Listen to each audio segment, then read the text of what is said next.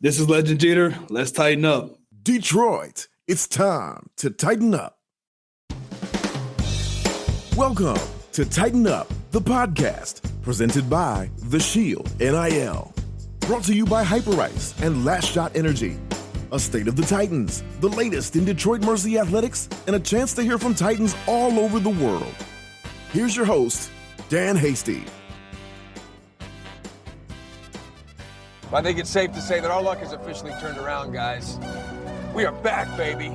We are back. We are back. Yeah. Classic. We are back. That's we are back.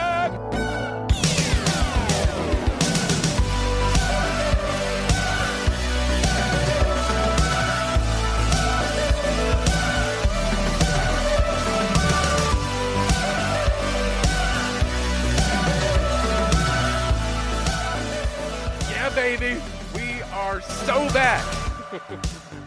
Welcome back, Tighten Up the podcast. Remember us? It is so great to be back and to be able to share with you some of the stories that make this athletic program what it is.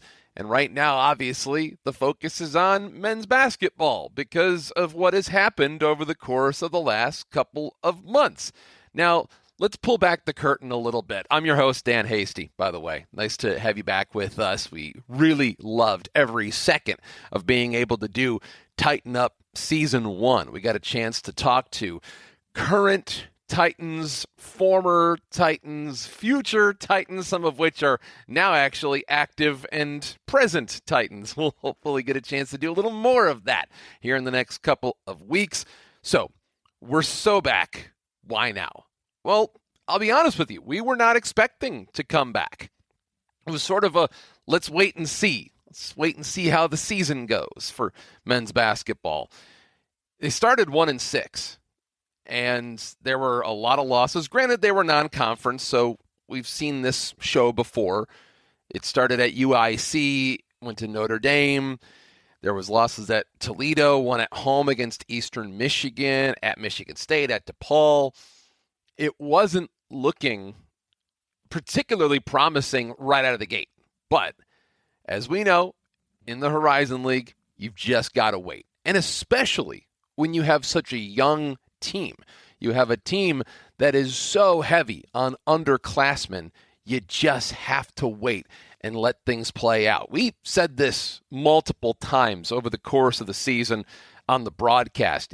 This might be one of those seasons where the team is not playing their best basketball until the end of the year.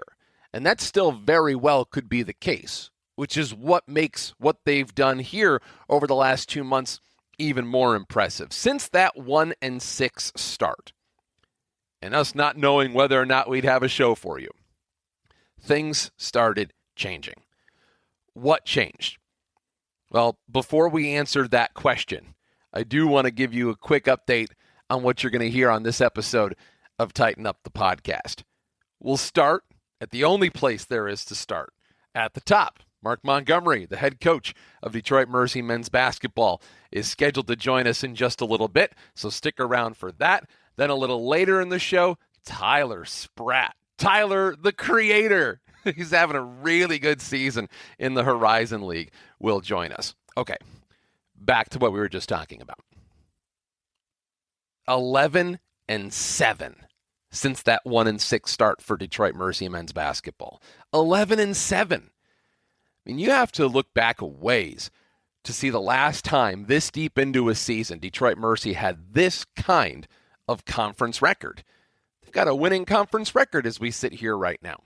9 Horizon League wins this year after 9 total wins in the last 2 years combined. If you want to show progress, there's one way to do it, and that's to win. I don't need to sit here and sell you on anything. You're seeing it, we're seeing it, everybody's seeing it. And now they're becoming the talk of Horizon League basketball. And the brand of basketball is really good. Why? Number one, because it's scrappy. One of the best rebounding teams among mid-majors. They're the best in the Horizon League at attacking the glass. And should anybody really be surprised Mark Montgomery is your head coach. Where was Mark Montgomery before he was here? Michigan State, Tom Izzo, the one who preaches rebounding, who lives it, who breathes it. Shouldn't surprise anyone that is happening here for the Titans this year. But it's more than that. This brand of basketball is really good. Why? Number 2, it refuses to force things. Just downright refuses to force things that are not there. Case in point, how they shoot threes. To start the season, Detroit Mercy's three-point percentage was dead last. Dead last. Usually, when it's that low, when it's something like that, that's not something you can come back from. It's not something that changes over the course of a year. At least not a lot. But it did. To start the season dead last. Now in conference play, any guesses on where Detroit Mercy is at in terms of their three-point percentage? Yes, it's exactly where you want it to be. It is number 1 in the Horizon League. Number 1. They went from last to first in the span of a season. Same players, completely flipped results. If that doesn't scream player development, I don't know what does. Shout out to Ian Jones. He is the director of player development for the Titans. And we're going to hear a little bit about him coming up in a little while when we talk with Tyler Spratt. Now, albeit it's on the fewest amount of attempts from 3 in the Horizon League. But the point is this. They have shown more than enough to spread the floor, to space the floor, and to keep their opponents honest. You know, in today's game of college basketball, it feels like offense is created almost strictly in 2 ways. And I'm sure if you've been watching the game, you'll understand where we're going with this. Number 1, the three-point shot. I mean, there are literally college head coaches that say, I want to shoot 30 to 40 three-pointers a game. Titans don't quite have that team. But they have capable three-point shooters. So that area of the floor is covered, whether it's Tyler Spratt or TJ Nadeau. There are a couple of guys on this squad that really can shoot from that area. Lance Stone is a sneaky good three-point shooter who's gotten better as the season's gone along. Jaquel Cotton, Keyshawn Fisher. Jared Larry even shot really well from there last year, still letting that knee start to recover and get better. He's been better as of late. So they have that part of the floor covered. That's one way that teams create offense in today's game. The other way is by driving to the basket, by shots next to the hoop, the high percentage areas, whether guys are cutting to the basket, driving the basket, or you have guys down low who can finish plays. Well, the Titans have both of those right now. They have both of those things. They have it in their bigs. Ryan Callambay has quietly shot nearly 60% from the floor. Legend Jeter, London Maiden. I mean, if they get the basketball within a few feet of the basket, it's feeling exceptionally likely that they will cash that in. I actually didn't realize that Legend Jeter had this kind of knack around the basket. It's really fun to watch him come into his own because he's almost showing us what his bread and butter is. He might even be showing himself what that is. But he looks great. London Maiden has been really good in a very small amount of time. He had a really interesting game not too long ago. The junior from Cleveland, Ohio, against Youngstown State, played only 10 minutes because of foul trouble. He had 4 fouls. But in those 10 minutes, 13 points on 5 of 6 shooting. Now you just got to find a way to keep him on the floor. Because that is about as big of impact as you can get. I mean, imagine if he could play 30 minutes. I mean, that performance is on par with the 25 to 30 point performance in a game. And you're bringing him off your bench. And part of that is probably because of the fouls, because they know that they don't want to have him get in foul trouble and then they can't use him. But he has shown himself to be quite a really, really good fit for this Titans team. I like London Maiden. So those are the ways that teams usually create offense. Agree? But there's one area in which teams just don't create offense anymore, and that's the mid-range game. You know, there used to be a term called three-level scorer when you're talking about basketball. A player that could drive to the basket, score there, who could take a shot from three, hit that. But the thing that they could also do, the thing you just don't see nearly as much anymore in today's game, is a player who can hit a pull-up jumper from 14 feet, 16 feet. The mid-range game is the lost art of today's college basketball game. The college basketball experience has totally lost that. But Orlando Lovejoy hasn't. He's the leading scorer on this team. And primarily, and of course he can drive to the basket. We've seen it many, many times.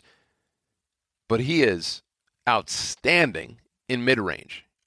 I would have to imagine that most opposing coaches, when they talk about Orlando Lovejoy in the scouting report, they talk about what he can do in that mid-range game.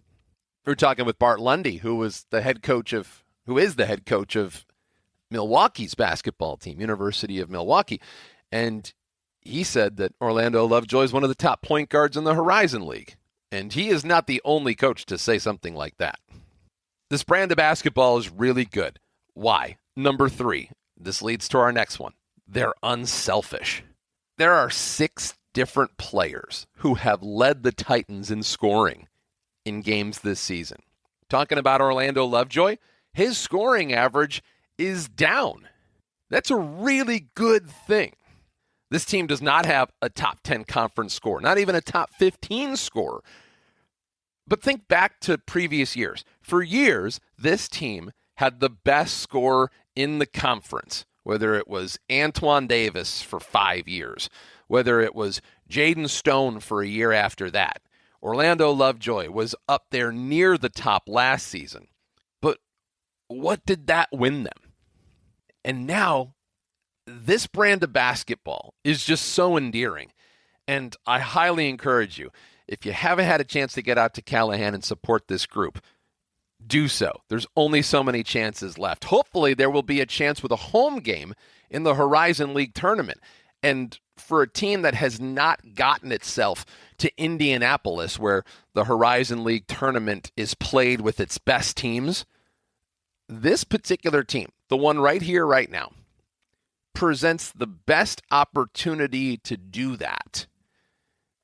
At least in the non-COVID season, the season back in 2020, 2021. I mean, you've got to go back to the Ray McCallum days. It has been a long time since we've been in this territory. The Titans actually control their own destiny now.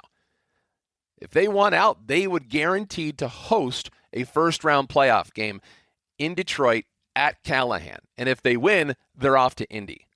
And since that tournament has gone there, the Titans have not been in it. So they would be representing for the first time since the tournament moved to Indianapolis. This brand of basketball is really good. Why? Number 4, they're deep. The depth is so much better this year than it's been in previous years. Usually, you had to have somebody on the court for all 40 minutes. Even last year. And props to Orlando Lovejoy because he was the one doing that more often than not. That is not an easy thing to do. But now, with the way this particular team has come together, they can usually have someone of note, whether it's Lovejoy, TJ Nadeau, Tyler Spratt, Legend Jeter.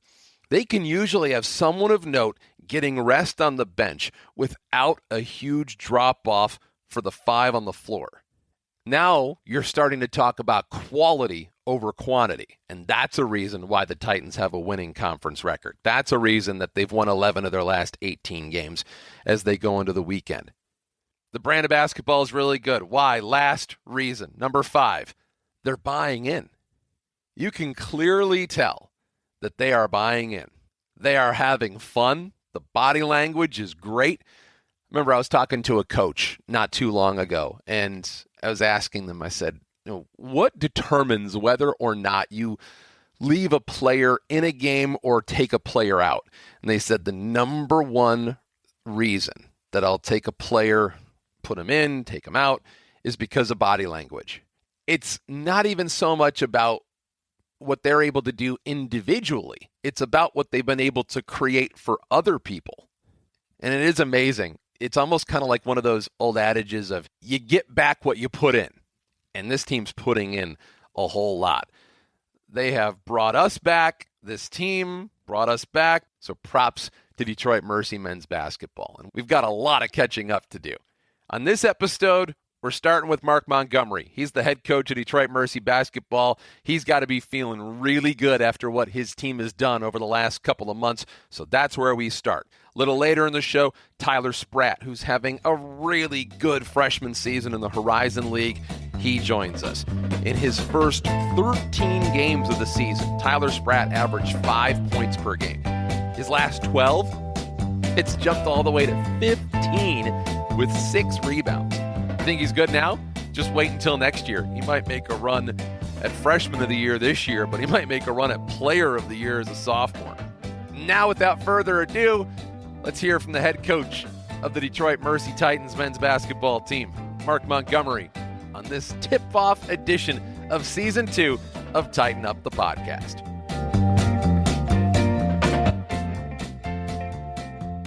Mark Montgomery is in the building. Good to have you. And look, I'm so happy for you guys. Congratulations. I appreciate that, Dan. Let me tell you, I listened to your podcast. I took your advice. I know I'm a little raspy. This is some hot tea, lemon. So it's coming back. But I'm not like Doug Gallick. I didn't go off, didn't get a tea. That's tough. Good. Probably good for your pocketbook, too. Right. And you can tell it's February and everyone wants to play good basketball leading up to March. But you're right. What a difference a year makes that we're in the thick of it. In year 2, we have 4 more important games going down the stretch. But our guys are playing good basketball. What does it mean to you to see this group starting? I mean, it looks, and I was saying this to you the other day, it looks clear as day from where we sit that you've got guys who are buying in. You know, it's really interesting to see a guy who maybe averages double figures, who goes an entire game without scoring, and you don't see the body language. You don't see the frustration. You know, it's all about winning for this group. Well, you just said it, Dan. It's the group, and it's all about winning. If you just take last night or yesterday's game where we had 7 players in double figures, maybe some guys have sacrificing scoring 20 points, and now they're scoring 14 or 12. But at the end of the day, we're getting the win, and no one's complaining about I should play more, I should get more shots. I can do more. You know what? Do more in the fact of we want to win, get a rebound, get a stop.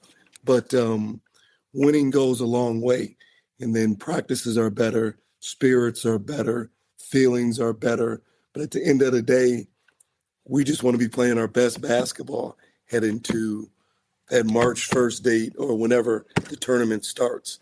And the goal the beginning of the year was to make sure we get a home playoff game. We still have work to do on that because the lead is so crazy. But I said it all year, every game is going to come down to probably 4 possessions. If you can, like the Wright State game, we're down, but we closed out those last 3 minutes with a stop and a score, a stop and a score, a rebound, different guys. In those last 4 possessions, 4 different guys scored. So we played no hero ball. We played get the ball to the open man, make the shot. There was a great moment in the game against Wright State where it felt like you were trying to, at least in the moment, felt like it was a play ran. They try to get Lance Stone an open three look, and he didn't catch it in the greatest spot. Looked like he didn't have his feet quite underneath him. And all he did was just pitch it over to his right. Dadu was there. Well, Dan, that's just playing winning basketball. We brought him off first. He didn't have the shot. He fumbled it. He turned it down. One more to TJ. He had the shot. He knocked it down. That's just winning basketball. You know, he could have forced it because maybe he made a shot before. I don't know. It's so many sequences. But just one more winning basketball. That's what the good teams do.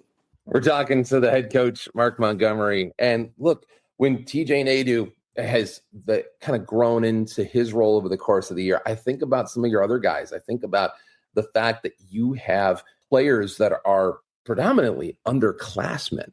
Lance Stone, Tyler Spratt, TJ Nadu, and they're all contributing. That's not common for a lot of teams, even at the mid-major level. And I know guys at the mid-major level might get more of an opportunity, and that's a way that you can bring them over to a school like Detroit Mercy. But what does it mean to you to see how many underclassmen are doing this? Well, I think it goes back to the summer, it goes back to the fall, and then guys continually to work throughout the season, coming in and getting other shots. Players still have to develop. Yes, you need playing time, but that doesn't mean you're going to develop in the games. You have to develop in practice. You have to develop when we're not practicing on your own. But it's fun to see that it's a lot of ways to skin it. It's fun to see that when you take TJ, Tyler Spratt, even if it's Lance Stone, if it's Cotton the game before, the young guys are stepping up big and playing meaningful minutes. But you got to credit my assistants.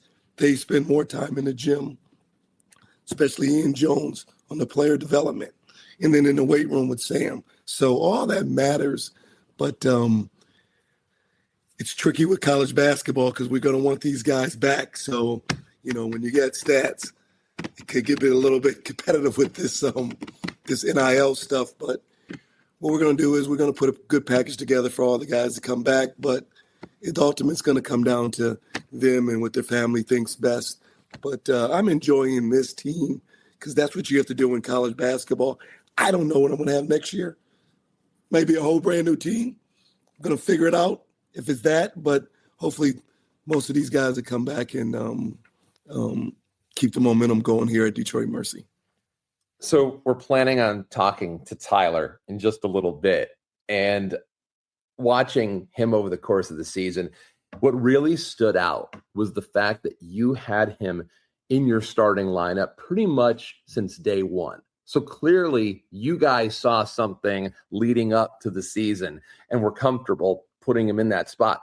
And he had to figure it out a little bit. He went through that learning curve early in the season, but he's really started to figure some things out. What have you noticed about the way his season's gone? What stood out to you most?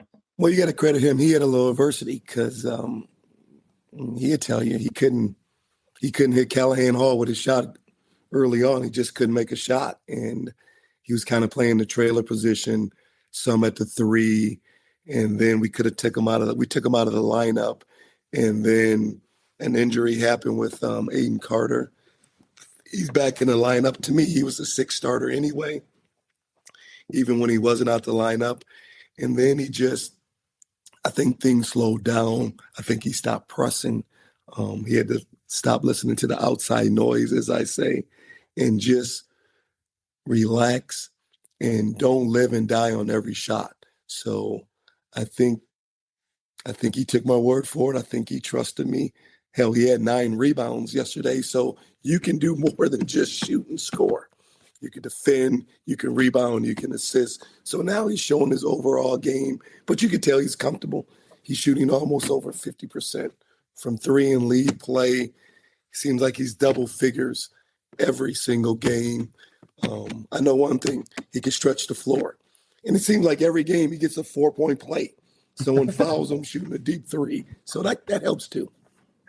He almost had one the other day. So you talk about Tyler and what he's been able to do. And by the way, first, I think it was 13 games of the year, averaging 5 a game. Last 12 games of the season, averaging 15. We won't say that too loudly. But look, I mean, he is really becoming a focal point for you guys. And to see you able to stretch the floor, it's funny that you bring that up, because over the course of the season, and we talk about this before, just you and me, about the importance of shooting threes. And early on in the season, they weren't falling for you guys. And I really liked how you guys kind of tailor-made your game plan to just sort of grow into that as the season went on. But now you look around and in conference play, it's as good as anybody in the Horizon League. What a massive shift. What do you attribute that to? Well, I told the guys probably a couple weeks ago, Tyler needs TJ, because now you can't just scheme on one guy. Tyler and TJ, they need Orlando Lovejoy to get downhill, get to the paint, and make those pull-up shots, because now the defense has to suck in. You need your bigs, because now when we throw it inside, if it's the Jeter or if it's the Calabay or Maiden, they have to double down. So everyone's development, everyone has to, you need your teammates. It makes your game easier. And it's kind of working, because if I played us, I would probably double those guys inside, and then you kick it out. And then you don't want to leave those guys, and then Lovejoy can get downhill, or Lance Stone. So they're all playing off each other. They all have their plays when they know it's their time. Like if you take the Wright State game, we ended that game with a stagger. So that meant if Tyler got the ball, he was going to have to step up and make a play, which he did. If we go a quick pin down or a transition three, more likely it's going to be Tyler or TJ getting an open three. So we have different plays. I think the guys are trusting and believing each other. The more you win, you trust your teammate. You believe in his abilities. And then we show film too. And I think that helps too. So film never lies. And it's good to see this group. I just want them to close out the season strong, to get people to say this wasn't a flux or it wasn't a fluke. Detroit Mercy is one of the top teams in the Horizon League. Well, you're certainly playing as good as any team in this conference right now. And considering we're talking about a team with a winning conference record, it's been a while, especially to a season of a full length. It was back in the COVID season where they also had a winning record, but it was a much shorter season. You actually remember that because you were here for part of that as an assistant at that time. But when did you get the sense that these guys were going to take that step forward from last year? Well, we just had to make it through our preseason because we played a tough schedule.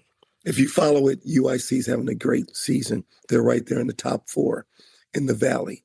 Michigan State is Michigan State. You know that. DePaul is very successful in the Big East, where they're over 500 for the first time. And we played Notre Dame. They had some injuries. But so we challenged ourselves early. But when we really played Toledo and Eastern, even though we lost those games, we're right there. And we're still playing a small lineup. So then we shifted. But you could tell from the first couple games of conference play that when it's apples to apples, Horizon versus Horizon, we could compete with any of these teams in our conference. And I know we had enough scoring. You just have to make sure you get the toughness. You have to have a little more, go through a little adversity, even if it's home or away. I thought we let some games get away from us at home, so this gap could be even bigger, but it's part of basketball. It's a competitive league.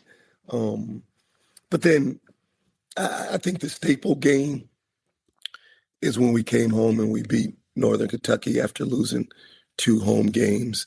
And then the road win at Wright State was huge because now you beat the top team in the league. And then we followed it up this time and we beat Youngstown. Youngstown came in hot, winners of 6 of 8. And the 2 losses, believe it or not, was by 2 points. So it just shows you it doesn't matter if you're first or if you're 10th right now in our conference. Every game is very competitive. And that's not taking anything away from IU Indy. We're in 2 dog fights with them. And we just came away with wins. But You could kind of sense it that we had a competitive group in fall camp when all those guys were jockeying for position. And then I could tell that we had some depth. So if some injuries did happen, we could withstand it this year. Thankfully, you got a ton of teams bunched up in the conference. So it's still, I mean, even just finishing this hot streak through the course of the regular season, there's no telling how high you guys could finish in as you go into the tournament. It felt like with this younger team, I know you've got Orlando at the top, but with the Nadeaus and the Spratts and the Lance Stones of the world, it sort of felt like even early on in the season that this might be one of those years where you guys slowly see the level and the competitiveness get better as the season goes along.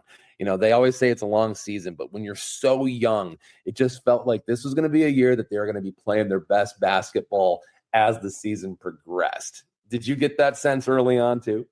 Well, I got it. And I had that sense, but I had a little hope too. You don't want to hope. You want to make sure we can do that because, when you have a younger team, you take some losses. Sometimes it affects them and they can't move on. And then I always say, I told the team we had to get through I don't know if it was a jinx or if it was I got tired of hearing the same old Detroit, as in you find way to lose games instead of win games. And if you look at the Horizon stats, anytime that you can defend, which our field goal defense is at the top of the league, and you can rebound, which we're at the top of the league right now, it gives yourself a chance. And now what we're doing a good job of is taking care of the basketball. Last night we only had 7 turnovers. When you went on the road against Wright State, we only had 10 turnovers. I think we had 7 early. Maybe that was the jitters. I don't know. Maybe it was bad play calling. But when you can defend, you can rebound, and you can shoot the ball semi-straight at times, we're going to give ourselves a chance. And that's what we did for most of the year. We had 2 outlier games where we just didn't have it those nights. But, it's playoff basketball now. We got to have it every night. And this team, hopefully we can continue to step up and get more people in the building to give us a little more home court advantage. And we could close this thing out with some W's. So I've been thinking about this for a while because, when you guys beat Wright State the other night, that was a win that we hadn't seen around here in years. And no better evidence to show that things are starting to change. And I'm curious, from somebody who is the part of the program building experience and such an integral part, what are the biggest challenges when it comes to turning around a program or building the culture you want? Is it as simple as buying in for players, or is there more to it? Well, a lot goes into it. I got to thank Robert Vowles and President Taylor, because it really starts in the summertime where they're taking summer classes. Your strength and conditioning coaches around 24/7 to get them stronger. And then, it's the players got to buy in. It started with Orlando Lovejoy coming back and Legend Jeter, because his family did move to Texas. We never talked about it. He was thinking about going down there to finish out his last year. So your players definitely got to buy in. And then it just takes a little longer than everyone wants, because then I saw it in the classroom where we had a 3.0. We had 4 guys on the dean's list, so they're buying into the academics. They're buying into being in tip-top shape. They're buying into being good teammates. All that does matter, because in this era of the NIL, it's not just about stats, but when you have stats, other teams come calling. So you have to keep them locked into, and it is a long season, locked into team success. Then comes some individual success, but everything, because they come from different places. I'm still trying to get London Maiden to lock in on defense every single possession. So it's just going to take time. Then you got the freshmen. They all come in with high accolades, and they all want to play, and they all played the whole game in high school. And then you got your returners. The freshmen of last year become sophomores. I know this is not the season that Nate Johnson or Jerry Larry wanted, but they're still a very important part of this team where they're developing, getting us better in practice. And then Jay Larry stepped up yesterday and had some big possessions. Nate Johnson had some at Wright State. So it has to be a total buy-in of everyone, because if the bench guys aren't happy and they're complaining, then it trickles to the other guys. And then if the starters are saying, hey, I'm sacrificing, and seem like you're not passing it. So it's everyone has to do their part, from the academic people to our players to our coaches. But I know it's turning because we're winning some recruiting wars. We actually got some high schools that are good players to commit early. And I'm not getting as many phone calls of wanting to play us now. Before first couple of years, the phone was ringing. And then you hear from the other coaches, this is just from me, that they can see it's a change on, our preparation, our toughness, our competitiveness. We're not the game now as in, okay, you could pencil that one. You could pencil it in as it's going to be a dogfight. And that's what I'm most proud of. I'm glad you mentioned guys like Jared Larry and Nate Johnson, because those guys feel like they're being such good teammates right now. And to be able to bring off the bench a guy who had double figures last year before he hurt his knee, or Nate Johnson, who was all freshman team in the Horizon League last year. You have guys that are able to jump in, but more importantly, we were thinking about this too. Orlando Lovejoy was on the bench for a good portion of part of the second half, and it just came out thinking they got enough depth to where they don't have to have somebody on the floor for 40 minutes a night. And I know that you early in the season had a very, very deep bench, and it feels like that's kind of one of the methods to the madness, right? Because now you're sitting here and you're going, okay, now I don't have to put the ball in Orlando's hands, or I can bring a guy in like Lance and I can let Orlando play off the ball. I mean, that feels like such a huge asset, and it feels like you guys are able to take advantage of that. Yeah, because last year Orlando had the ball in his hands. He almost had to play every game 40 minutes. And then sometimes you just don't have anything down the stretch. So now if you can rest him from 8 to 10 minutes, he's going to be fresher. He doesn't have to bring the ball down when a name like Youngstown was pressing. All right, well, let them try to stay in front of Lansdowne. And then TJ's ball handling is better. And then Orlando doesn't have to have the ball every single time. That does help. And then, one thing we're doing, we're posting Orlando up now. And then you could play two Orlando and Lance, that you have two guys that can defend guys that can score off the dribble. That also helps. So, and then you get two guys that can use a ball screen and create plays for themselves and others. We didn't quite have that last year. So, and then I kind of like it sometimes we play small. You just put one big in there, and then if TJ's at the 4 or Tyler Spratt, it really doesn't matter. It's 4 guards and one big, and they'll try to guard us. So we have some weapons that we can finally go to, and that's fun. So it feels like in the modern game that everything is so predicated around the 3 that it feels like most teams are either a drive to the basket or a kick out from, a corner 3 or whatever. But with the way Orlando plays and the way that complements some of the other guys you have, I think about Legend, who's been outstanding around the basket this year. I think about London, who also can really get it done from that area of the floor. You think about the fact that those guys can do so much great work down in those high percentage areas. And you've got the Sprats and the Nadus of the world who can stretch the floor. That's great. But it's almost like an X factor having someone who's so good in the mid-range game. There was a term called a 3-level scorer once upon a time. And I feel like we don't talk about those guys much anymore. But as a team, as a collective, you guys have a 3-level scoring unit. Right, and then, we started I'm going to be honest with you, Dan. We started the year, we thought we were going to be a team where it was going to just be in the paint or at the rim or shooting threes. I bet you did. and play smaller. But that wasn't our most effective lineup. So we kind of changed mid-season. But it does help that Orlando and Lance can shoot those mid-range pull-ups.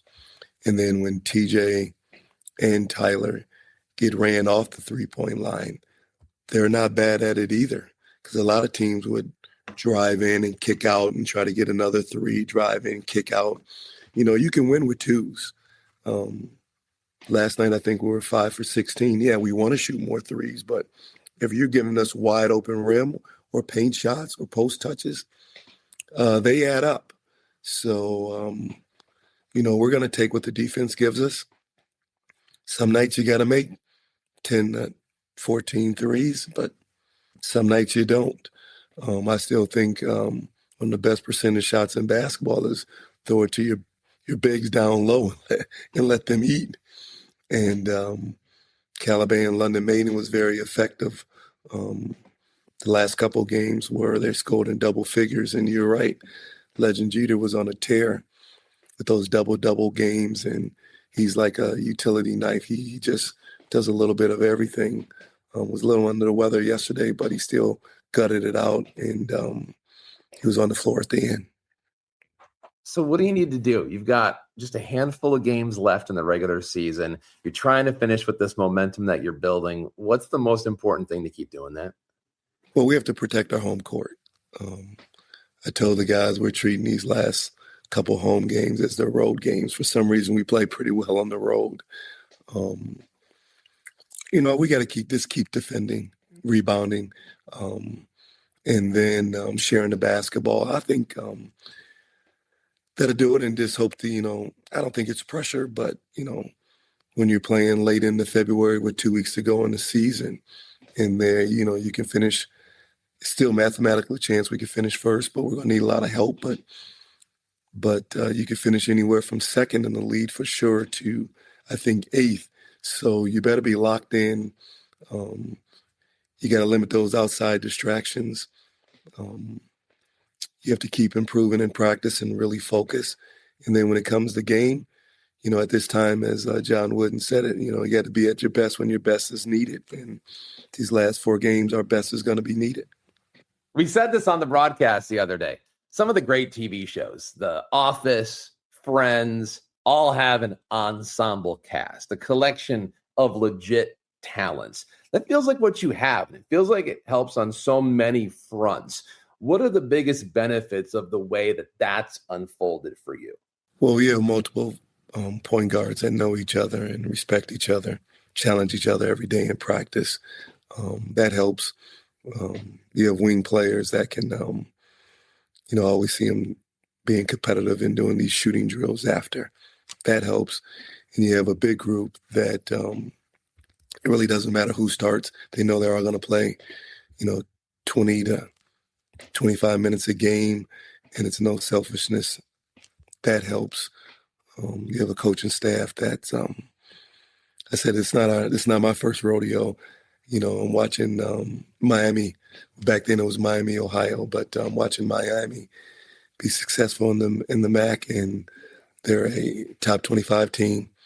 I remember battling Nate Oates when he was a top 25 team at Buffalo, and we took them down 3 times. So you have experienced staff that's going to have these guys ready, fresh, and playing very loose but with confidence. That helps, and I'm just looking forward to, playing these last 4 games and getting to this Horizon League tournament and trying to get us down to Indy. We haven't been there. That's my ultimate goal. So we have a lot of work still ahead of us. It's certainly been a minute. Before we let you go, one of the things that I think has been really fun to watch over the course of this season is that you've been able to play Orlando and Lance together. That was not something that you had the luxury of being able to do last season, but now it really does kind of change the dynamic. And and I think we've seen it more and more as the season's gone on. What have you liked about watching those two? Well, you got multiple ball handlers on the floor. You got 2 guys that can get after it on the defensive end. I like that in conference play now. Lance Stone is I think he's shooting 39, almost 40% from three, so he can stretch you. But they're both willing passers. Our turnovers have went down because you got two guys that can handle the ball and not turn it over. And, I was a point guard. I don't mind playing multiple point guards. If you ask Steve Smith, he said he was a point guard. All right, great. We played 2 point guards. But to me, he was scoring between 25 and 30 a game, and I was leading the Big Ten in assists. So I would say I was more the point guard. But no, they're heady. Both players are probably going to be coaches when it's all over because they can see the game. They bring a lot of insight to timeouts and suggestions. That helps. Both guys communicate. Usually point guards talk and communicate, and they see different things, and they can they see things coming, so they kind of help their teammates. And then at the end of the game, they're very good free throw shooters. When you can shoot over 85% from the line, I don't care which guy gets fouled, because more likely it's going to go in. And they can also break the press so much better than in previous years, and that matters a lot more when you're playing with leads, which is something you guys have been doing a whole lot more of this season. Mark Montgomery, the head coach of Detroit Mercy basketball. I was hoping we would have a conversation like this at some point this season, and I'm so happy we get to have one. Hopefully it's not the last time either. Monty, thank you very much for spending some time. Dan, thanks for having me on, man. Anytime.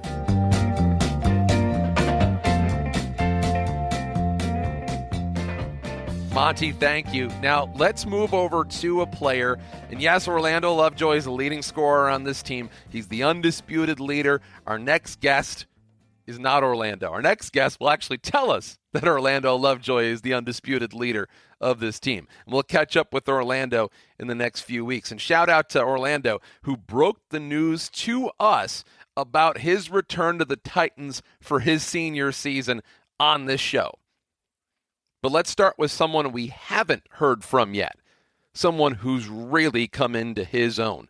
After beginning the season in a self-described shooting slump, a slump that would make any freshman really start to spiral, this young man would not allow that to happen. He averaged 5 points per game in his first 13 games. And now he's making a run at Freshman of the Year in the Horizon League. He has been phenomenal, and he has been one of the big reasons why the Titans have seen their fortunes shift here this season.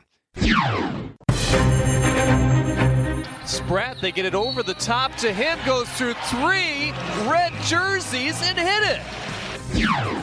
Nadu runs the baseline. Spratt, another contested look. It doesn't matter. 2 hands, 3 hands, 4 hands. He's going to knock it down. That's a young man playing with confidence. That's what Mark Montgomery was hoping they would look like. Another chance for Spratt. He hits it! Tyler, the creator, a 4-point play.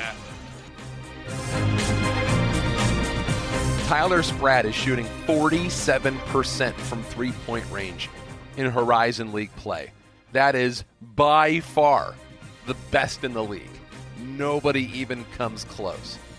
Tyler Spratt, performances like that are going to get you on the Season 2 Tipoff of Titan Up podcast. Tyler Spratt, Michigan's own, and now Detroit Mercy's own. Tyler joins us now. Tyler, it is great to see you. It's even greater to see you on that basketball court. Welcome in, my friend. Thanks for having me, man. I appreciate it. Glad to be here. This has been so much fun watching the course of this season for you guys, and you especially, because of how things started. And we just got done talking to your head coach, Mark Montgomery, because you were in the starting lineup. You were one of the 5. They clearly saw something from you. And then you went through that learning curve that jumps from the high school level. I know you had a redshirt year last year, but now at the college level, it's such a different game, and you had to kind of figure your way out. So kind of how do you tell the story of this season up to where we are right now? The way I tell it, I mean, I tell everybody, like, I haven't played organized basketball in 2 years since my senior year of high school. So, I mean, red shirt, and I was able to like practice, still travel with the team. Was on a great Cleveland State team that won 20 plus games. Made it to Indiana. I was on a great team. I was doing everything, working out, everything. But I didn't. When I first got back, started back playing, like I didn't really have like the organized basketball field. So just trying to figure it out. Coach Monty just kept saying it'll come, believed in me. I started at the beginning of the year, wasn't performing, honestly, wasn't doing what I was brought here to do, what the coaches knew I could do. So as the year went on, got the confidence, then Purdue Fort Wayne. Then when went to Purdue Fort Wayne, I hit maybe 4 threes back to back to back, and then everything, my confidence and stuff just came back, and it's been uphill from there. So that was the moment. It was the Purdue Fort Wayne game. And yes. I'm talking to Monty, he said one of the things that is so hard to really figure out is to not live and die with every shot. I'm sure he or someone around you said something like that, didn't they? No, yeah, for sure. There's not a lot of underclassmen that are getting the kind of opportunity and making the most of it the way you have. I mean, that's the thing about Coach Montgomery. Like last year, he played as freshman. Like he's going to play. He's going to play you as a freshman. He's going to allow you to show what you can do. Allow you to show that you can play on this floor. So he gave me the chance, and I was able to prove myself, show him I could do it, and we just trust each other ever since then. So being able to play at this level is all because my coach allowed me to show it. How much more fun is playing the game over the last handful of weeks as opposed to the beginning of the year? No, yeah, it's very fun. If you see me on the court now, you just see I'm smiling at everything. Like if I make a mistake, coach yell at me. Like I'm just smiling. Like I'm just happy to be out there. It's a game at the end of the day, and it just feels like a game. Feels like you've got a bunch of guys that are all going in the same direction right now. Is that true? Yes. I feel like we all on the same page right now. We know what we can do. We know what position we're in right now. So we all feel like this is the year we can do it. When it comes to the past couple of years, I remember I was trying to find a photo of you, and I found a picture of you playing high school basketball, and I believe it was at Callahan Hall. And John Fisher was in the same photo with you. So it's not the first time you've played in Callahan. Tell me a little bit about high school. It was my senior year of high school. We weren't picked to go as far as we was. We wasn't picked to win that game. So we had ended up playing Keyshawn in the quarterfinals here at Callahan. And that game, it was special. Like I ended up hitting like same I'm doing now. I started off 3 threes, got some pull-ups. I finished the first half with, I want to say 15. I finished the game with 25. So it just felt like the rim just felt comfortable. So I knew coming back here in the transfer portal, it was no brainer. Take me to the transfer portal. What was that like? Obviously, you go through a redshirt season somewhere. And so kind of how did all this come about for you? So me getting in the portal, I mean, I was gonna stick with Cleveland State, like with the process, like my coach ended up going to North Texas and stuff. So I ended up getting in the portal because we got a coach change. Everybody left, like nobody stayed. New coach, Rob Summers is there. I don't really know him like that, so I didn't really want to stay. Getting the portal, I was kind of nervous at first, I mean, I trusted God, of course, but I was kind of nervous first, thinking like I haven't put up no stats. I don't know if anybody would still want me, but me redshirting is what every coach really wanted me to do. So me redshirting made me more appealing to the other coaches, and being on a winning team such as Cleveland State made it better look for me. So coaches still wanted me. More coaches were reaching out, and when Coach Monty called and Coach Stone called, it was like, come home, man. You know what you're gonna do here. You know what you got from us, and it was no brainer. So cool. I mean, Cleveland State has been kind of the team in this Horizon League that has been known as the scrap team, like the really gritty, scrappy team. They always get after it defensively, and I can see why they wanted you. I can also see why Detroit Mercy wanted you, not just coming home, but I think of all the guys that we've seen, and there are multiple guys like this, it feels like playing a two-way game is a point of pride for you. Yes, no, for sure. I mean, they emphasize that there, defense, like it's the only way you're going to play at Cleveland. So I just brought that with me here, and my shooting ability is always good, but I know defensively, if I can get a stop, I know it's going to keep me on the floor if my shot's not falling. So that's what kept me on the floor at the beginning of the year. I was playing defense. So that's what I brought here and brought to the Detroit Mercy team. How have you guys started to gel and to figure things out the last few weeks? We just all started trusting each other. We started trusting in Monty more. We started just knowing we started to see what everybody's playing within their role. Like Coach Peck said that before the game. We're doing good at just playing inside our role. Everybody knows what their role is. Nobody's trying to do more or do less. So that's what got us going now. I know that this is a grind. This is a difficult conference to play in. I think it was, I was talking about this on the air the other day, and I think it was your first 11 games, 13 games. You're at 5 points a game. The last 12 games, you're at 15-5. You just come off a career high 9 boards. You had 15 more points again. So what has started to get easier for you? I mean, I really just like, I'm always in the gym, I'm always staying to that, but I really feel like it's just my confidence. I talk to my parents like every day. My dad always tells you, like, dude, at the end of the day, you're playing a game, like, have fun. Like, don't worry about making mistakes or nothing. Like, you're playing a game. Like, basketball is a game at the end of the day. Don't take it so serious. So I feel like that really helped me a lot. I'm just going out there playing free and just having fun, just playing a game. One of the best things about this particular team is that I feel like you're a lot harder as a team to guard right now. Mm-hmm. No, yeah, for sure. We were talking about this with Monty. Usually in today's game, either you're shooting threes or you're driving the hoop. And there's really no in between. But you have the ability to also play that mid-range game. So your spacing becomes really interesting. And it almost seems like on any given night, somebody's going to be able to get hot for you guys. Yeah, that's one thing I love about this team. Like, I mean, it's hard to scout us. Like, shoot, you got Orlando Lovejoy. He can go off for 20, 15, 10, whatever, but he can get to his shots whatever he wants to. So you can't, and then you got TJ Nadu. You can't leave him. If you leave him, it's going to go in. So, like, having guys like those, and then, we got our post presence. Like, you can't double the post because they're going to kick it out to one of the threes. Or if you try to deny me or TJ, Orlando has an open gap. So it's hard to, like, scout this team. We have, like, all the pieces, honestly, like, every piece you can think of. You had to start to feel the talent in this group had some potential at some point. I would imagine didn't take too long, but when did you feel like this group had arrived? I would say our road game against Youngstown State, like that was like that was early game. Youngstown's picked team to like win it at that time. We all know how hard it is to play at Youngstown. It gets loud. The environment is just like everybody is just against you. So I say that game was like when we was a team.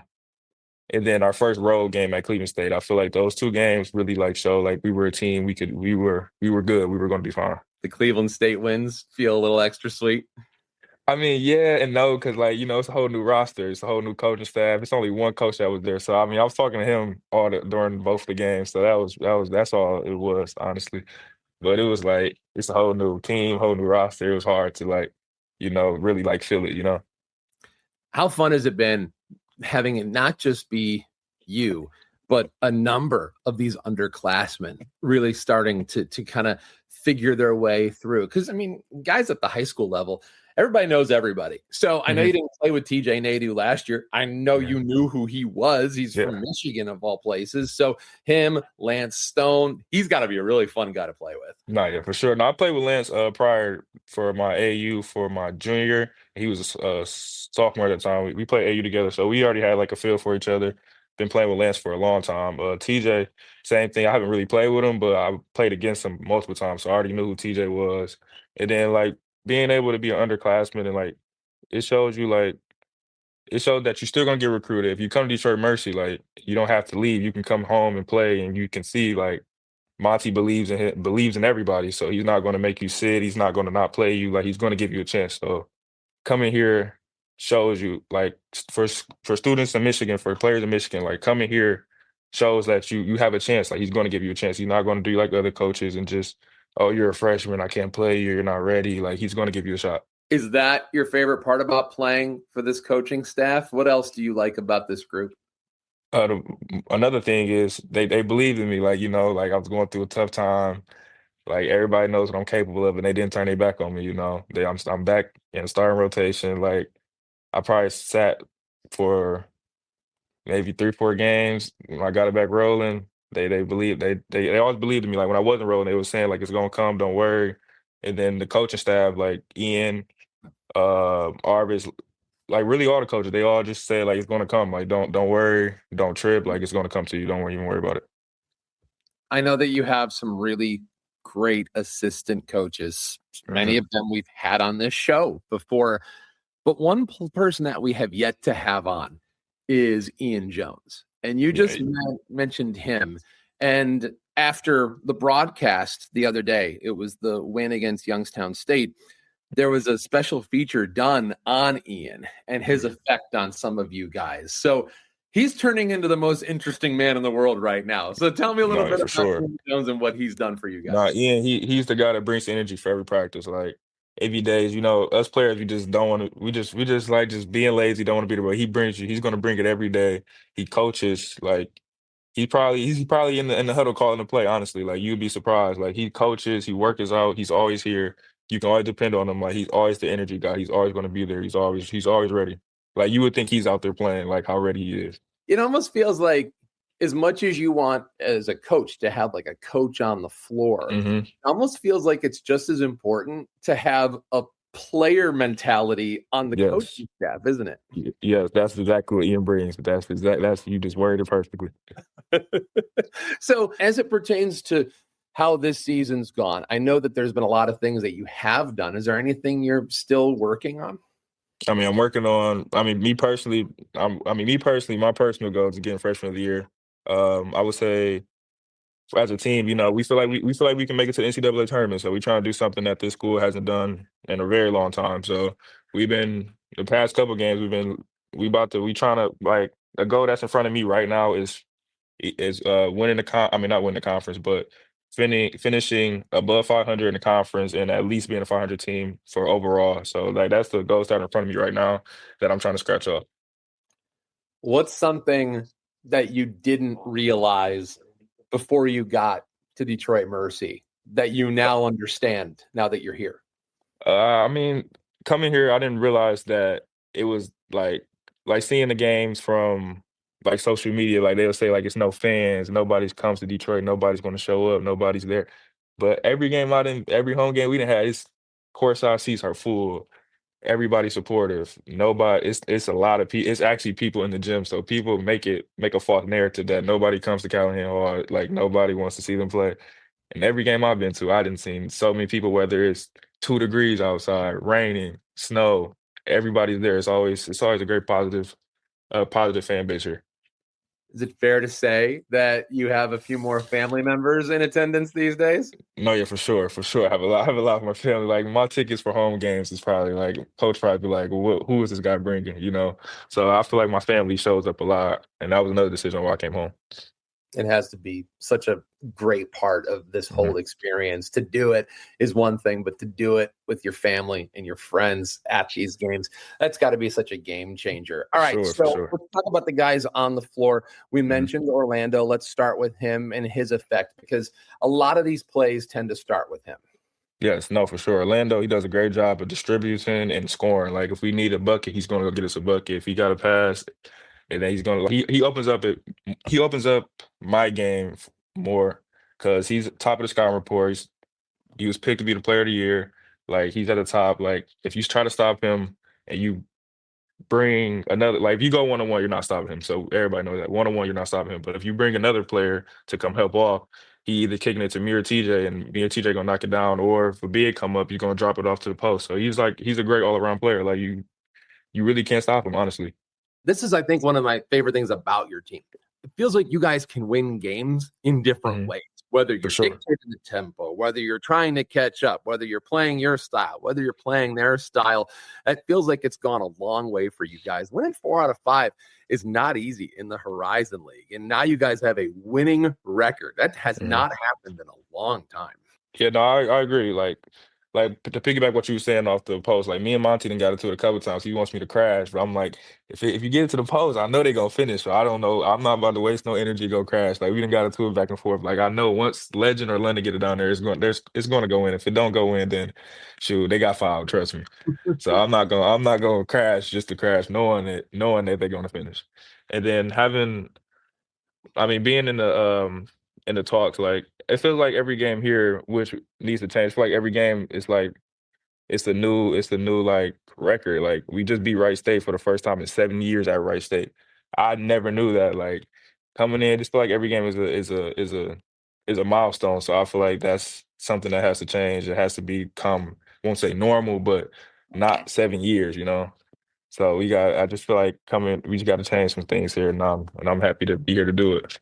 Well, you certainly helped be a big part of that. Mm. And now, I mean, we obviously have the home stretch in front of us, but one of the things that I noticed before every single home game are these videos that get played on the scoreboard of you guys in and around the city of Detroit. Yeah. And I would bet dollars to donuts that you guys have had some really cool opportunities to work with, whether it be kids in the inner city or kids in and around the community. What kind of stuff have you guys been able to do since you got here? Big props to Alex and Jack. They did a tremendous job. Like, they had us going around different parts of Detroit, taking time out of their days, spending money that they have, and just taking pictures and promoting this team. Like, I feel like me, Aiden Carter, and who else was me, Aiden Carter, and TJ, we went to downtown Ferndale to take pictures and different sceneries and to promote, like, this year's basketball team. People coming up to us like, hey, like, what are you guys doing? Like, I see you guys go to Detroit Mercy. Like, we're just promoting for the team. Like, oh, we're going to come check out some games, you know? So doing little stuff like that involves us with the community and brings more people out to come and see us. Yeah, well, you've had a lot of success with a lot of different ways over the course of this year. Tyler, do you like the nickname Tyler the Creator? It's growing on me. It's growing on me for sure. It's growing on me. Well, you know what? As long as you're creating the right things, that's the most important thing. Tyler, congratulations on an awesome start to your college career. Detroit Mercy is so excited and happy and lucky that you are putting on that uniform. Best of luck the rest of the season, and hopefully we'll have something to talk about when the Horizon League all-freshman team decides to oneself. Most definitely. Thank you. I appreciate you.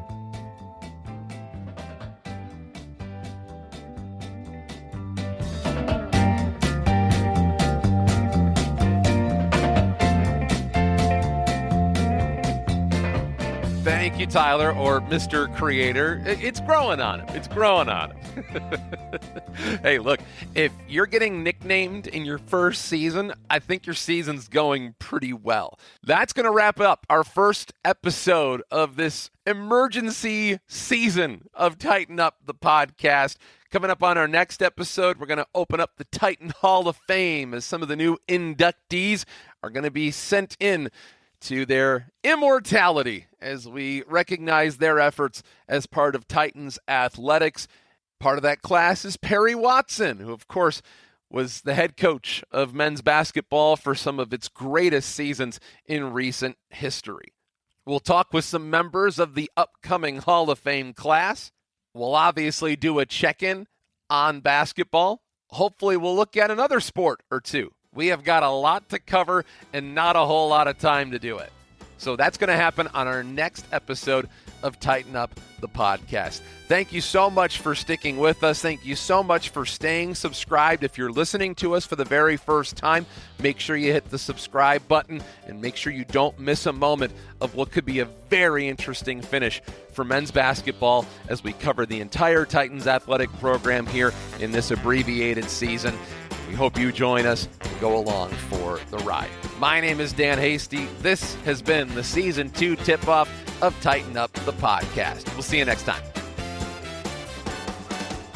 Thank you for listening to another episode of Tighten Up, the podcast. Join our community at The Shield on theshieldnil.org and follow us on X and Instagram at theshieldnil.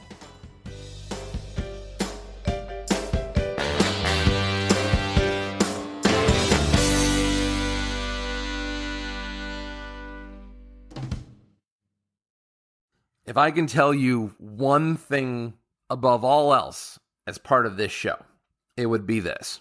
If you're unfamiliar, if you haven't done it before, join the community at The Shield online. It's online at theshieldnil.org. That's theshieldnil.org.